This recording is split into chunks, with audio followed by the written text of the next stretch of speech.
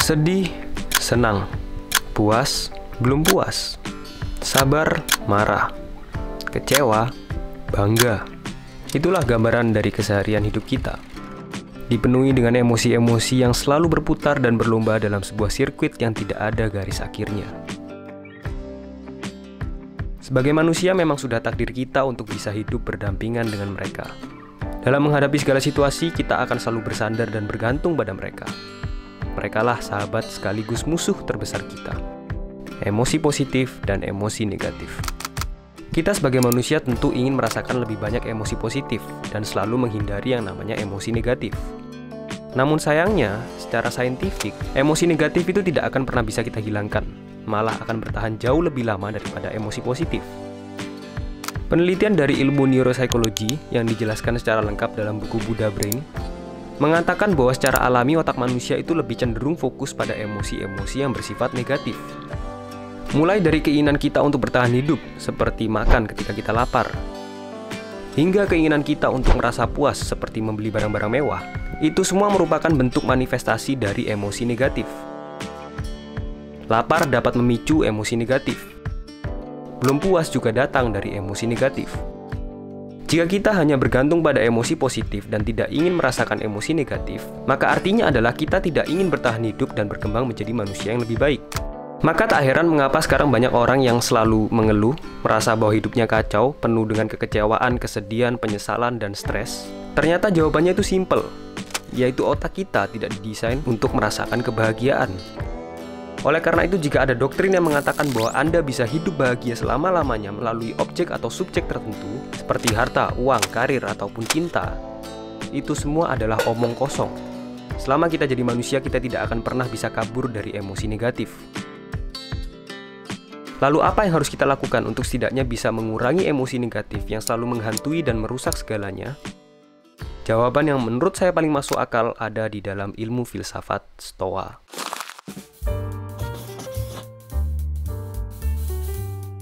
Bagaimana kalau filsafat itu diarahkan untuk melihat hal-hal konkret seperti misalnya penderitaan? Bang lu stoa ya, bang lu stoik ya, bang lu menganut stoikisme ya. Jadi ini kayaknya penting buat masyarakat kita yang sekarang lagi pada tolol.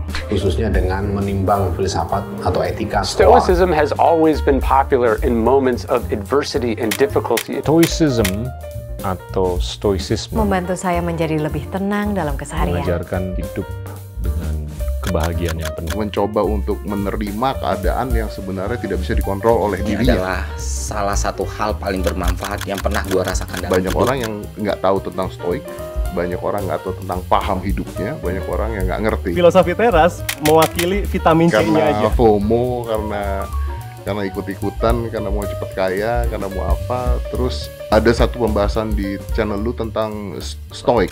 Stoik.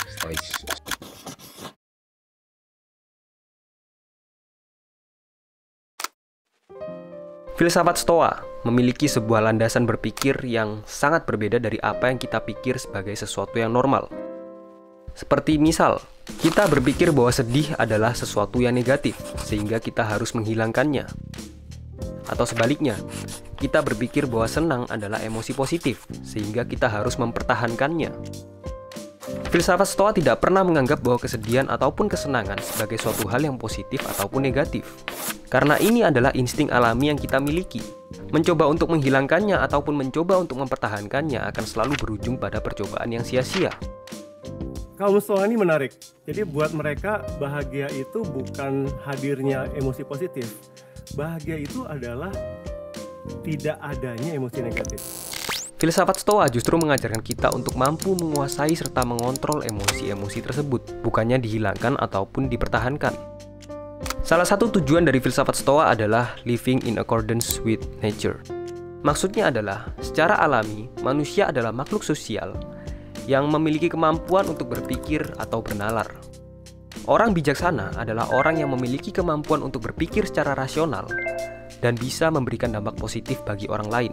Ketika dihadapi oleh suatu kejadian, orang bijak tetap akan mengambil tindakan atau keputusan dengan cara berpikir secara rasional. Dalam satu fondasi ajarannya yang diberi nama dikotomi kontrol, menyatakan bahwa dalam kehidupan ada sesuatu yang berada di luar kontrol kita atau faktor eksternal, dan ada sesuatu yang berada di dalam kontrol kita atau faktor internal. Faktor eksternal adalah hal-hal yang tidak bisa kita kendalikan. Cuaca, keramaian lalu lintas, opini atau emosi orang lain, dan termasuk juga emosi kita sendiri. Sebaliknya, faktor internal adalah hal-hal yang bisa kita kendalikan, yaitu pikiran dan tindakan kita sendiri dalam menyikapi segala kejadian yang datang dari faktor eksternal. Lalu bagaimana cara kita menyikapinya? Kembali lagi ke tujuan ajaran Stoa, yaitu berpikir secara masuk akal dan juga rasional. Kebanyakan emosi negatif itu datang ketika kita tidak bisa membedakan antara mana yang fakta dan mana opini kita yang tidak rasional. Dan ini yang menyebabkan omisi jiwa. Bagi orang Stoa, bukan ini penyebab emosi kamu. Oke? Penyebab emosi kamu adalah ini. Ininya sendiri netral, selalu netral. Jadi orang Stoa percaya apapun hal eksternal itu netral, indifferent. Nggak baik, nggak jahat. Tapi ini yang bikin kita emosi. Misal, Anda sedih atau marah karena habis dikritik oleh orang lain. Anda sedih karena Anda berpikir bahwa Anda telah gagal dalam mengerjakan sesuatu. Padahal faktanya adalah Anda dikritik karena Anda telah melakukan suatu kesalahan yang perlu untuk diperbaiki. Jadi bukan berarti Anda telah gagal. Atau Anda marah setelah dikritik karena berpikir bahwa orang lain telah merendahkan Anda. Padahal faktanya adalah Anda dikritik karena orang lain bisa melihat sesuatu yang tidak bisa Anda lihat. Jadi bukan faktanya bahwa Anda dikritik, melainkan opini tidak rasional Anda yang membuat Anda mengeluarkan emosi negatif. Opini orang lain adalah faktor eksternal yang nggak bisa kita kontrol. Mencoba untuk mengontrolnya malah akan membuat Anda semakin stres. Namun jika memang opini mereka salah, maka berusahalah untuk mengatakan yang sebenarnya. Persoalan tentang apakah opini mereka akan berubah atau tidak, itu sudah bukan urusan Anda karena Anda tidak bisa mengontrolnya.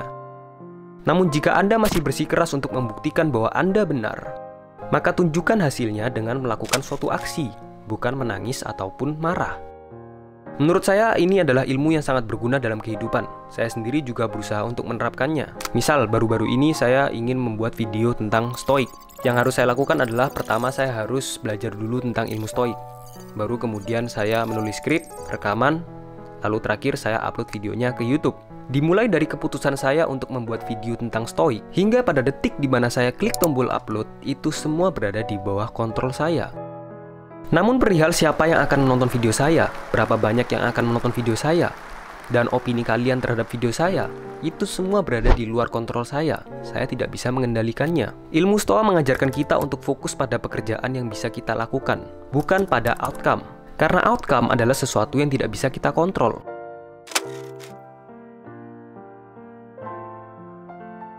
Inilah yang membuat saya tidak pernah berhenti untuk membuat video meskipun yang nonton hanya sedikit.